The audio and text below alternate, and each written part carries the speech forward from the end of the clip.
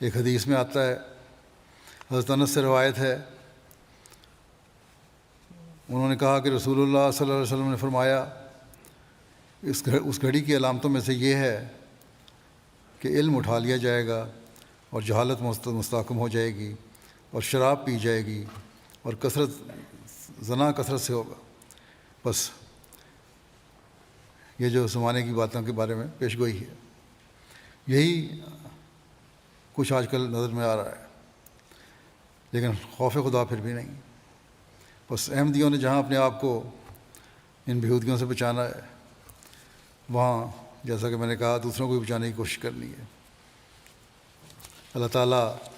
دنیا کو عقل دے اور ہمارا پیغام سمجھ سکیں اور سن سکیں، اور ہمیں توفیق دے کہ ہم یہ پیغام پہنچانے والے بھی ہوں اور خود بھی اس سے ہر طرح سے بچنے والے ہوں۔ حضرت مسیح علیہ الصلوۃ والسلام ہمیں فحشاء سے بچنے کی تلقین کرتے ہوئے فرماتے ہیں، جو شخص آزادی سے نامحرم، ایک پہلو کو دیکھا ہے آپ نے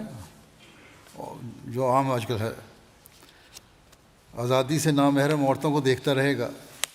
آخر ایک دن بدنیتی سے بھی دیکھے گا، کیونکہ نفس کے جذبات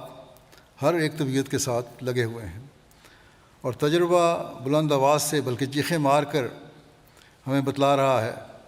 کہ بیگانہ عورتوں کو دیکھنے میں ہرگز انجام بخیر نہیں ہوتا۔ یورپ جو زناکاری سے بھر گیا ہے، اس کا کیا سبب ہے؟ یہی تو ہے کہ نامحرم عورتوں کو بے تکلف دیکھنا عادت ہو گیا ہے۔ اول تو نظر کی بدکاریاں ہوئیں، پھر معانقہ بھی ایک معمولی امر ہو گیا، اور پھر بڑھتے بڑھتے بہت آگے نکل جاتے ہیں، اور یہی آج کے اس معاشرے میں ہمیں نظر آتا ہے۔ اور ہمیں یہاں رہتے ہوئے تو خاص طور پر بہت فکر سے کوشش کرنی چاہیے، اور اب صرف یہی کی بات نہیں رہی، بلکہ میڈیا نے اور آزادی نے دنیا کے ہر ملک میں اس بے حیائی کو عام کر دیا ہے۔